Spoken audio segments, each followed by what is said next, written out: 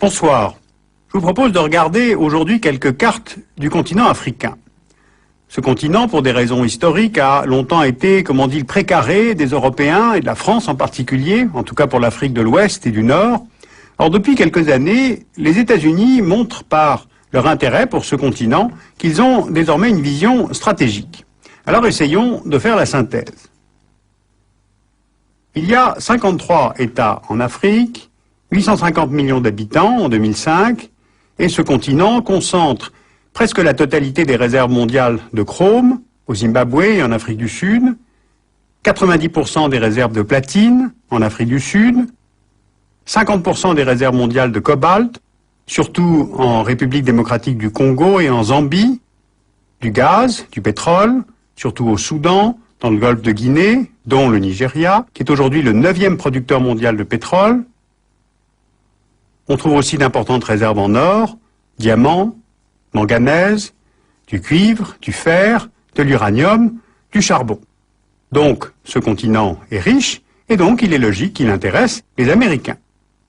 En mai 2000, d'ailleurs, le Congrès des États-Unis a adopté l'AGOA, c'est-à-dire African Growth and Opportunity Act, qui est une loi sur la libéralisation des échanges et la croissance en Afrique. 37 États d'Afrique subsaharienne peuvent avoir un accès facilité au marché américain pour certains produits, notamment le textile. Et pour les États-Unis, ce programme s'intègre dans un projet de conquête de marché qui était jusque-là plutôt réservé aux Européens. Bien, et parmi toutes ces ressources qu'on vient de mentionner, c'est avant tout le pétrole et le gaz qui intéressent les compagnies américaines. Qu'on en juge. En Angola, c'est la compagnie Chevron qui contrôle 75% de la production, les puits étant surtout localisés dans l'enclave de Cabinda. Depuis 2003, plusieurs compagnies américaines explorent les eaux du golfe de Guinée, sous souveraineté du Nigeria, de la Guinée équatoriale, des îles de Sao Tomé et Principe. 14% du pétrole consommé aux États-Unis en 2005 provient du continent africain et on devrait atteindre les 20% dans la décennie 2010. On note aussi qu'un oléoduc a été ouvert en 2004 entre le Tchad et le Cameroun, entre Doba et Kribi, et il est géré par un consortium dirigé par ExxonMobil et Chevron. Un autre, entre le Tchad et le Soudan, est actuellement à l'étude. Alors avant toute autre matière première, les investissements américains en Afrique se concentrent sur le secteur pétrolier et sur certains États. 40% des investissements directs étrangers américains en 2002 étaient dirigés vers seulement l'Afrique du Sud, l'Angola et le Nigeria. Alors tous ces choix répondent à des objectifs stratégiques. Et pour comprendre, changeons d'échelle. D'abord la diversification. Depuis le choc pétrolier de 1973, la part des importations américaines en pétrole du Moyen-Orient est passée de 25% à 15%. Ensuite la proximité. Le golfe de Guinée est en face de la côte est américaine, de l'autre côté de l'Atlantique, et cette relative proximité est vue comme un atout. Ça réduit les risques de rupture d'approvisionnement, et comme les variations des prix du pétrole sont liées à un marché et non pas à une région, alors autant acheter au plus proche et au plus sûr. Car il y a aussi les questions de sécurité. Les attentats du 11 septembre n'ont pas mis fin à l'alliance stratégique entre gendarmes pétroliers saoudiens et gendarmes militaires américains. Mais il y a désormais suspicion mutuelle. Donc, vu de Washington, le continent africain peut prendre une certaine valeur par sa richesse et par sa localisation. Une carte, vous voyez, montre bien les routes maritimes utilisées pour le transport de pétrole et des matières premières, et elles sont toutes circum-africaines. On peut repérer les points de passage et les détroits de Gibraltar, Suez, Bab el-Mandeb, Canal de Mozambique, Cap de Bonne-Espérance. Donc, il faut assurer la sécurité des approvisionnements énergétiques. Alors pour cela, les États-Unis déploient leur 6e flotte en Méditerranée, dans le golfe de Guinée, la 5e dans le golfe d'Aden et l'océan Indien. À cela s'ajoutent maintenant plusieurs déploiements militaires terrestres et qui sont plus récents.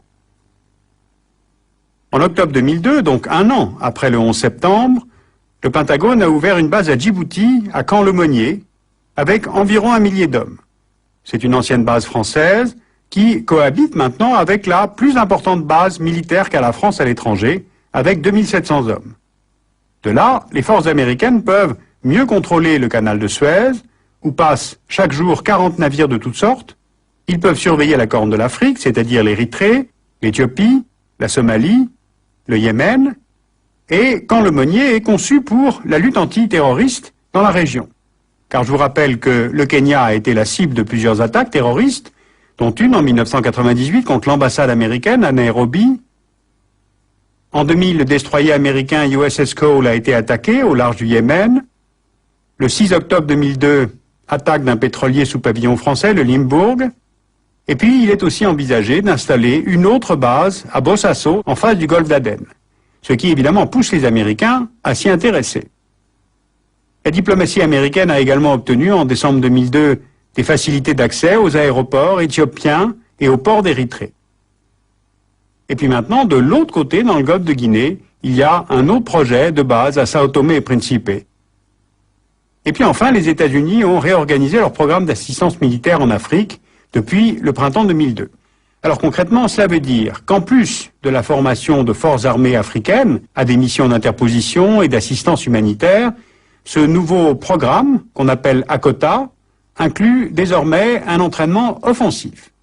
Par exemple, en mars 2004, une opération a été menée par des troupes du Mali, du Tchad, du Niger, de l'Algérie contre le groupe salafiste pour la prédication et le combat qui opère dans cette région du Sahel.